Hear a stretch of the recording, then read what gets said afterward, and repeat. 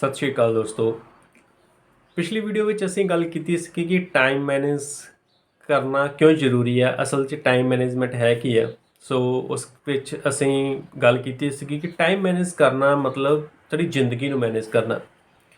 ਸੋ ਜ਼ਿੰਦਗੀ 'ਚ ਇੱਕ ਬੜਾ ਲਿਮਟਿਡ ਟਾਈਮ ਹੈਗਾ।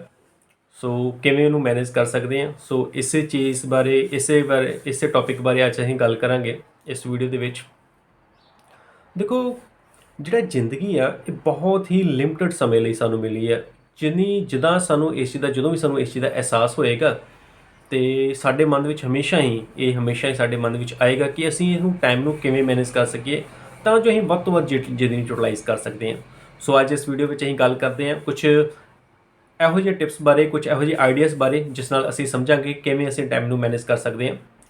ਦੇਖੋ, ਸਭ ਤੋਂ ਪਹਿਲਾਂ ਸਾਨੂੰ ਜ਼ਿੰਦਗੀ ਦੇ ਵਿੱਚ ਇੱਕ ਬਹੁਤ ਇੰਪੋਰਟੈਂਟ ਗੋਲ ਡਿਸਾਈਡ ਕਰਨ ਦੀ ਲੋੜ ਆ।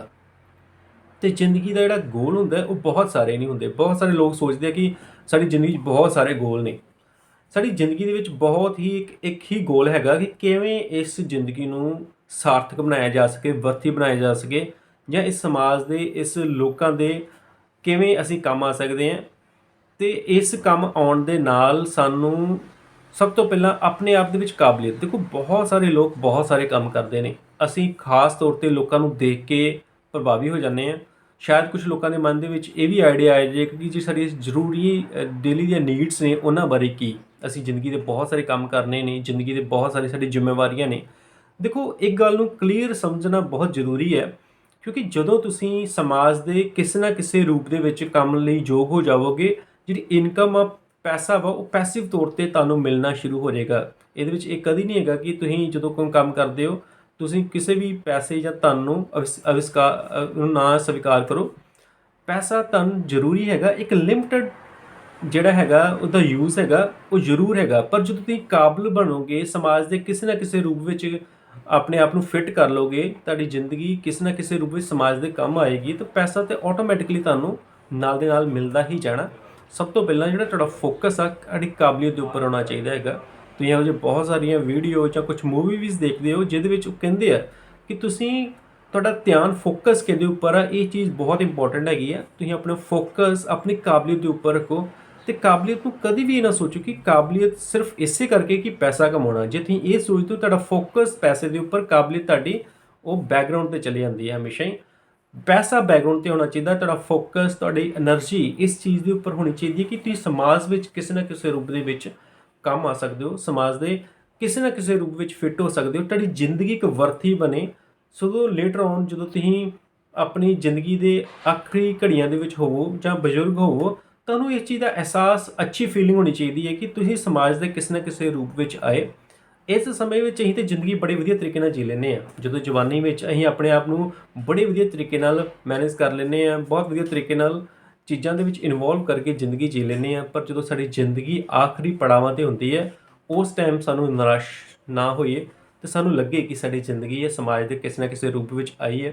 ਸੋ ਇਸੇ ਕਰਕੇ ਅਸੀਂ ਆਪਣਾ ਇੱਕ ਗੋਲ ਬਣਾਈਏ, ਟੀਚਾ ਬਣਾਈਏ। ਅਤੇ ਜਦੋਂ ਅਸੀਂ ਇੱਕ ਟੀਚਾ ਬਣਾਵਾਂਗੇ, ਸਾਡੇ ਅੰਦਰ ਹਮੇਸ਼ਾ ਹੀ ਇਸ ਚੀਜ਼ ਦੀ ਸਮਝ ਦਾ ਵਿਕਾਸ ਹੋਏਗਾ ਕਿ ਅਸੀਂ, ਕਿਉਂਕਿ ਟੀਚਾ ਜਿਹੜਾ ਹੁੰਦਾ ਉਹ ਹਮੇਸ਼ਾ ਹੀ ਜਦੋਂ ਉਸਨੂੰ ਜਿਹੜਾ ਉਹ ਸਮੇਂ ਦੇ ਵਿੱਚ ਪੂਰਾ ਹੁੰਦਾ, ਅਤੇ ਤੁਹਾਨੂੰ ਜ਼ਰੂਰ ਇਸ ਦਾ ਅਹਿਸਾਸ ਹੋਏਗਾ ਕਿ ਸਮਾਂ ਇੱਕ ਲਿਮਟਿਡ ਹੈਗਾ।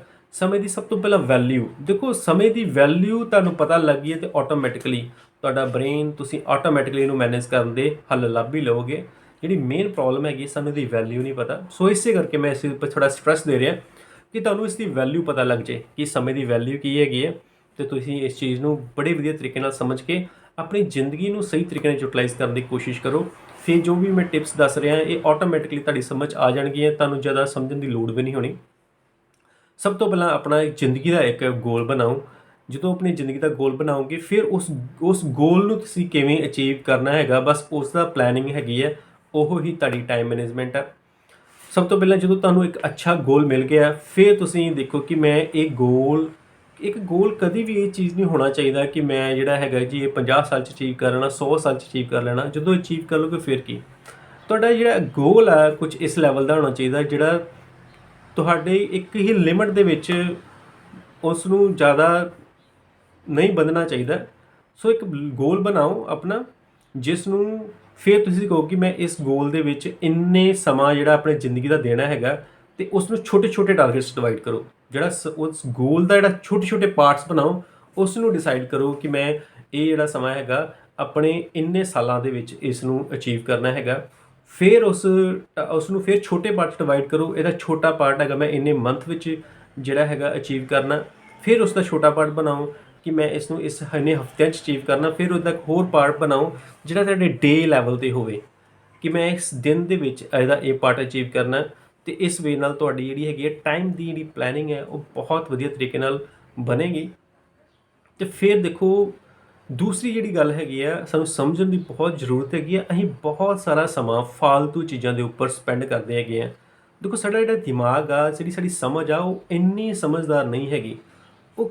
ਉਹ ਸਿਰਫ ਇੱਕ ਪੈਟਰਨ ਦੇ ਉੱਪਰ ਚੱਲਦੀ ਹੈ। ਸਾਨੂੰ ਕਿਸੇ ਟਾਈਮ ਦੇ ਉੱਪਰ ਸਾਨੂੰ ਇਹ ਅਹਿਸਾਸ ਕਰਾਉਂਦੀ ਹੈ ਕਿ ਇਹ ਕੰਮ ਜ਼ਰੂਰੀ ਹੈਗਾ, ਜਦੋਂ ਜ਼ਰੂਰੀ ਨਹੀਂ ਹੁੰਦਾ ਕੰਮ। ਅਸੀਂ ਬਹੁਤ ਸਾਰਾ ਕੰਮ ਬਹੁਤ ਸਾਰੀਆਂ ਫਾਲਤੂ ਚੀਜ਼ਾਂ ਦੇ ਉੱਪਰ ਦੇਣਾ ਸ਼ੁਰੂ ਕਰ ਦਿੰਦੇ ਹਾਂ। ਅੱਜ ਕੱਲ੍ਹ ਸੋਸ਼ਲ ਮੀਡੀਆ ਦਾ ਇੰਨਾ ਵਿਕਾਸ ਹੋ ਗਿਆ, ਸਾਡੇ ਕੋਲ ਇਨਫੋਰਮੇਸ਼ਨ ਦਾ ਅਸੈਸ ਇੰਨਾ ਈਜ਼ੀ ਹੋ ਗਿਆ। ਅੱਜ ਤੋਂ ਪਹਿਲਾਂ ਇਨਫੋਰਮੇਸ਼ਨ ਦਾ ਅਸੈਸ ਇੰਨਾ ਨਹੀਂ ਸੀਗਾ। ਸਭ ਤੋਂ ਪਹਿਲਾਂ ਇਨਫੋਰਮੇਸ਼ਨ ਲੈਣੀ ਸੀਗੀ ਉਹ ਪੇਪਰਸ ਦੇ ਰੂਪ ਵਿੱਚ ਆਉਂਦੀ ਸੀਗੀ, ਨਿਊਜ਼ਪੇਪਰ ਦੇ ਰੂਪ ਵਿੱਚ ਆਉਂਦੀ ਸੀਗੀ। ਨਿਊਜ਼ਪੇਪਰ ਹਮੇਸ਼ਾ ਸਾਨੂੰ ਵੇਟ ਕਰਨੀ ਪੈਂਦੀ ਸੀਗੀ। ਉਸ ਨੂੰ ਇੱਕ ਲਿਮਿਟਡ ਸਮੇਂ ਦੇ ਉੱਪਰ ਸਾਨੂੰ ਮਿਲਦਾ ਸੀਗਾ। ਕਿਸੇ ਲੋਕਾਂ ਕੋਲ ਹੁੰਦਾ ਵੀ ਨਹੀਂ ਸੀਗਾ, ਉਹ ਦੂਸਰੇ ਲੋਕਾਂ ਦੇ ਇੱਕ ਜਗ੍ਹਾ ਦੇ ਉੱਪਰ ਜਾ ਕੇ ਉਸ ਨੂੰ ਪੜ੍ਹਦੇ ਸੀਗੇ। ਫਿਰ ਟੀਵੀ ਆ ਗਏ। ਟੀਵੀ ਵੀ ਇੱਕ ਲਿਮਿਟਡ ਟਾਈਮ ਦੇ ਉੱਪਰ ਨਿਊਜ਼ ਆਉਂਦੀਆਂ ਸੀ, ਲਿਮਿਟਡ ਟਾਈਮ ਦੇ ਉੱਪਰ ਕੋਈ ਮੂਵੀਜ਼ ਆਉਂਦੀਆਂ ਸੀਗੀਆਂ। ਉਸ ਤੋਂ ਬਾਅਦ ਇਨਫੋਰਮੇਸ਼ਨ ਹੋਰ ਜ਼ਿਆਦਾ ਈਜ਼ੀ ਹੋ ਗਈ। ਅੱਜ ਫੋਨ ਦੇ ਉੱਪਰ 24 ਘੰਟੇ ਜਦੋਂ ਤੁਹਾਡਾ ਦਿਲ ਕਰੇ ਤੁਸੀਂ ਇਨਫੋਰਮੇਸ਼ਨ ਬਹੁਤ ਈਜ਼ੀਲੀ ਅਸੈਸ ਕਰ ਸਕਦੇ ਹੋ। ਕਈ ਵਾਰੀ ਅਸੈਸ ਕਰਨ ਦੀ ਲੋੜ ਨਹੀਂ ਪੈਂਦੀ, ਤੁਹਾਡਾ ਫੋਨ ਹੀ ਤੁਹਾਨੂੰ ਨੋਟੀਫਿਕੇਸ਼ਨ ਦਿੰਦਾ ਕਿ ਇਹ ਨਵੀਂ ਨਵੀਂ ਇਨਫੋਰਮੇਸ਼ਨ ਆ ਰਹੀ ਹੈਗੀ।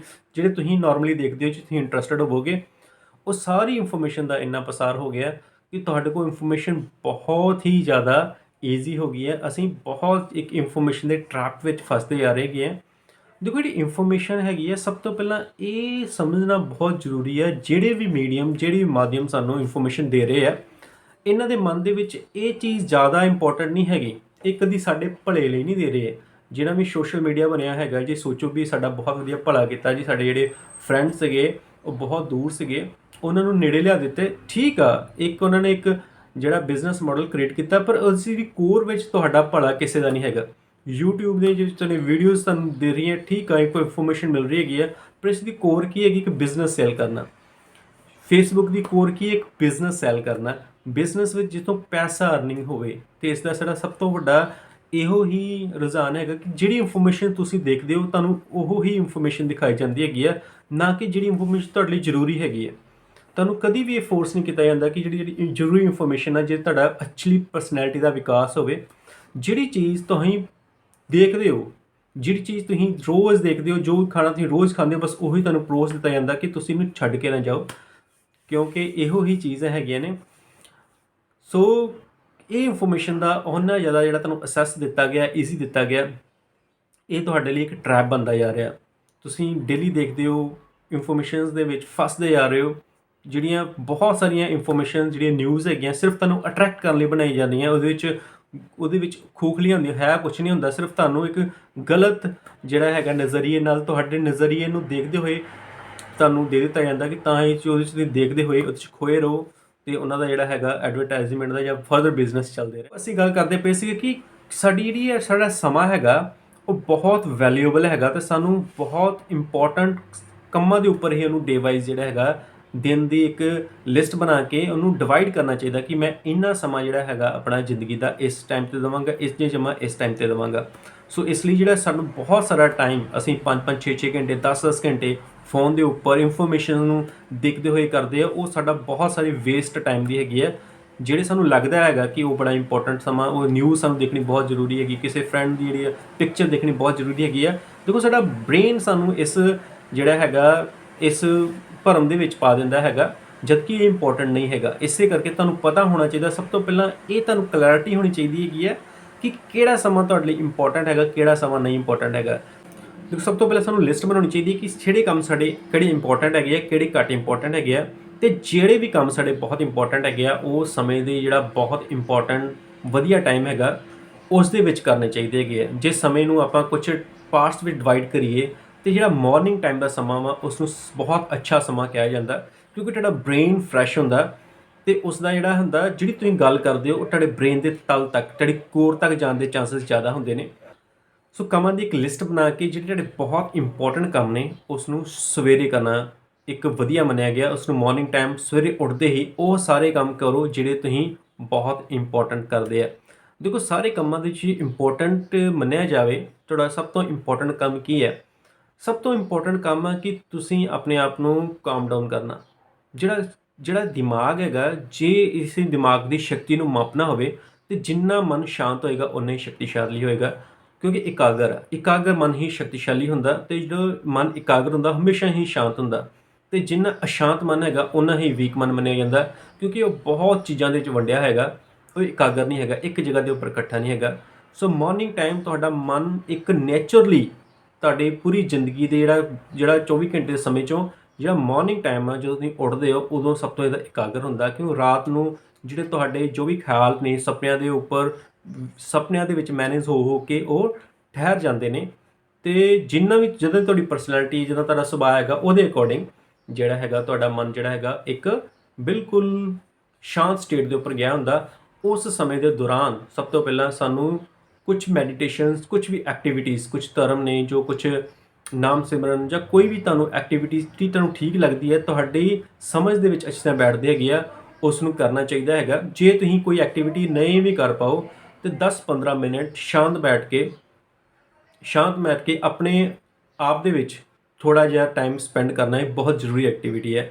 ਉਸ ਤੋਂ ਬਾਅਦ ਤੁਸੀਂ ਸੋਚ ਸਕਦੇ ਹੋ ਕਿ ਮੇਰੇ ਅੱਜ ਦੇ ਜਿਹੜੇ ਦਿਨ ਆ ਉਹ ਮੈਂ ਕਿਵੇਂ ਗੁਜ਼ਾਰਨ ਜਾ ਰਿਹਾ ਹੈਗਾ ਤੇ ਕਿਹੜੇ ਕੰਮ ਇੰਪੋਰਟੈਂਟ ਨੇ। ਤੇ ਜਿਹੜੇ ਕੰਮ ਇੰਪੋਰਟੈਂਟ ਨੇ ਉਹਨਾਂ ਦੀ ਇੱਕ ਲਿਸਟ ਬਣਾ ਕੇ, ਦੇਖੋ ਲਿਸਟ ਬਣਾਉਣਾ ਮਾਰਨਿੰਗ ਨਾਲੋਂ ਰਾਤ ਹੀ ਲਿਸਟ ਬਣਾਉਣਾ ਸਭ ਤੋਂ ਇੱਕ ਬੈਟਰ ਵੇ ਹੈ। ਸਭ ਤੋਂ ਪਹਿਲਾਂ ਸੌਣ ਤੋਂ ਪਹਿਲਾਂ ਤੁਹਾਨੂੰ ਲਿਸਟ ਬਣਾ ਲੈਣੀ ਚਾਹੀਦੀ ਹੈਗੀ ਹੈ, ਜਾਂ ਸਵੇਰੇ, ਆਈਡੀਅਲ ਰਾਤ ਨੂੰ, ਕਿਉਂਕਿ ਜਦੋਂ ਤੁਸੀਂ ਰਾਤ ਨੂੰ ਲਿਸਟ ਬਣਾਓਗੇ ਇਹਦੇ ਬਹੁਤ ਸਾਰਾ ਚਾਂਸਸ ਹੈ ਕਿ ਤੁਹਾਡਾ ਬ੍ਰੇਨ ਰਾਤ ਨੂੰ ਹੀ ਉਸ ਨੂੰ ਸੀਰੀਅਲ ਆਰਡਰ ਦੇ ਵਿੱਚ ਪ੍ਰਾਇੋਰਟੀ ਵਾਈਜ਼ ਮੈਨੇਜ ਕਰਨਾ ਸ਼ੁਰੂ ਕਰ ਦੇਗਾ।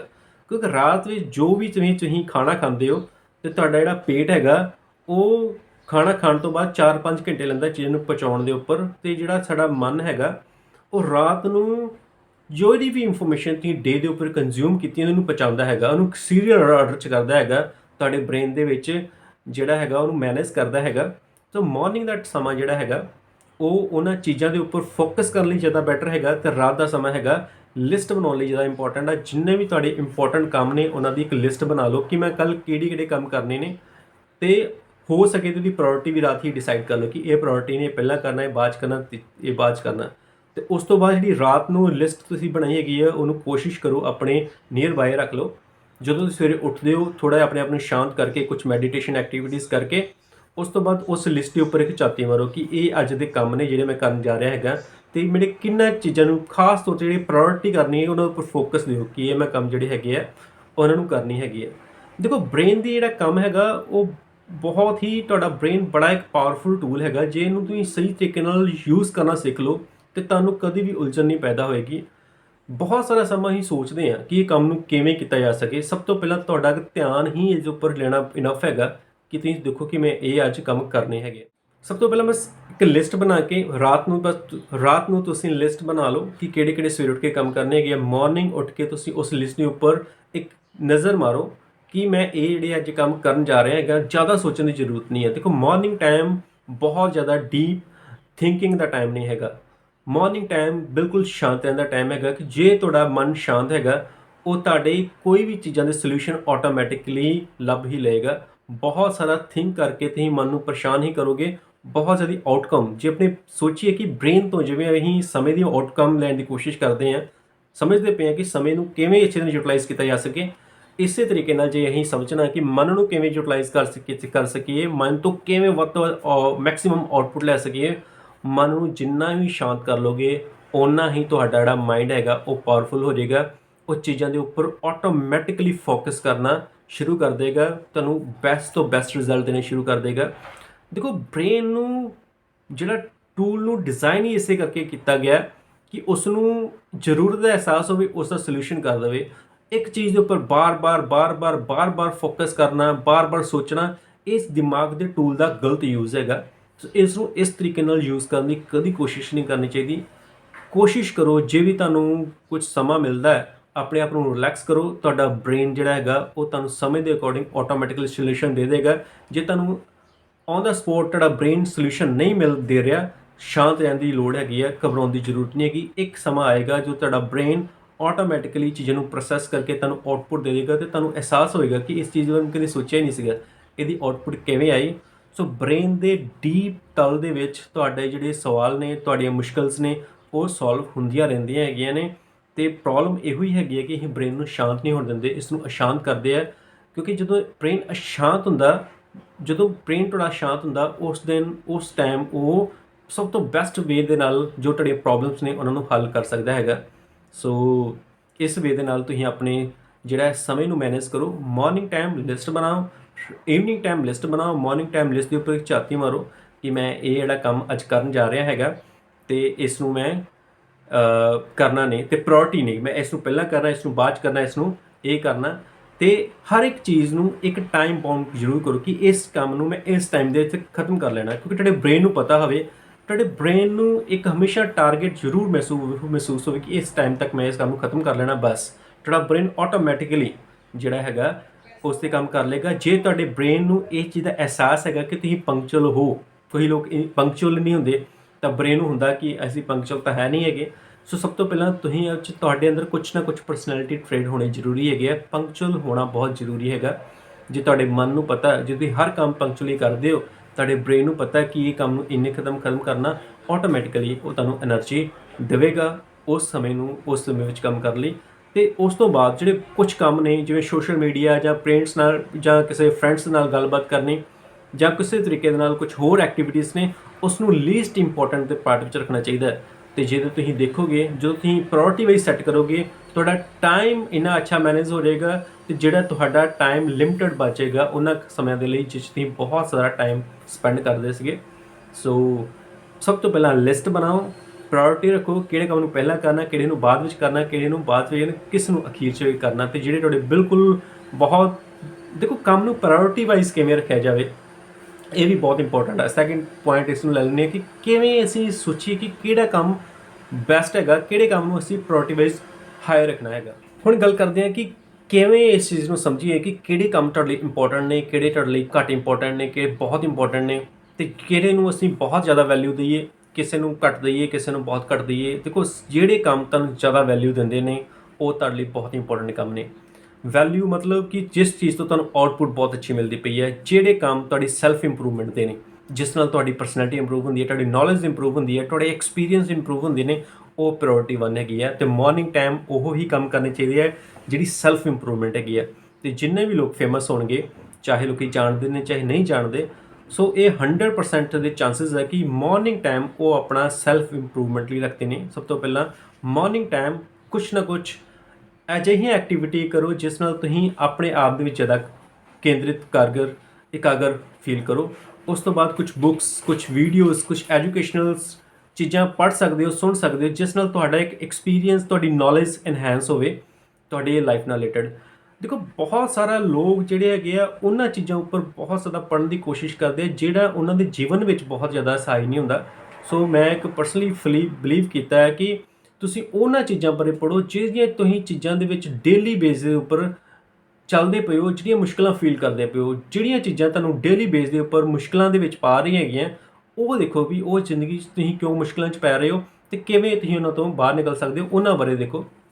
ਬਹੁਤ ਸਾਰੀਆਂ ਚੀਜ਼ਾਂ, ਬਹੁਤ ਸਾਰੀਆਂ ਪ੍ਰੋਬਲਮ ਸਾਡੇ ਸੁਭਾਅ ਦੇ ਕਰਕੇ ਹੁੰਦੀਆਂ। ਅਸੀਂ ਸੁਭਾਅ ਕਰਕੇ, ਕੁਝ ਗੱਲਾਂ ਦੇ ਕਰਕੇ ਕਿਸੇ ਦੇ ਨਾਲ ਉਲਝ ਜਾਂਦੇ ਹਾਂ। ਬਹੁਤ ਸਾਰਾ ਸਮਾਂ, ਸਾਡੀ ਐਨਰਜੀ ਇਹਨਾਂ ਚੀਜ਼ਾਂ ਦੇ ਉੱਪਰ ਵੀ ਖਰਚ ਹੁੰਦੀ ਹੈ। ਸੋ ਇਹੋ ਜਿਹੀਆਂ ਕੁਝ ਚੀਜ਼ਾਂ ਕਿ ਆਪਣੇ ਆਪ ਦੇ ਵਿੱਚ ਇੰਪਰੂਵਮੈਂਟ ਕਰੋ, ਆਪਣੇ ਸੁਭਾਅ ਦੇ ਵਿੱਚ ਡੇਲੀ ਬੇਸਿਸ 'ਤੇ ਤੁਸੀਂ ਕਿਵੇਂ ਇੰਪਰੂਵਮੈਂਟ ਕਰ ਸਕਦੇ ਹੋ, ਇਹਨਾਂ ਦੇ ਉੱਪਰ ਕੁਛ ਨਾ ਕੁਛ ਡੇਲੀ ਬੇਸ 'ਤੇ ਮਾਰਨਿੰਗ ਟਾਈਮ ਸਭ ਤੋਂ ਸੁਟੇਬਲ ਹੈਗਾ। ਇਹਨਾਂ ਚੀਜ਼ਾਂ ਨੂੰ ਸਮਝ ਸਕਦੇ ਹੋ।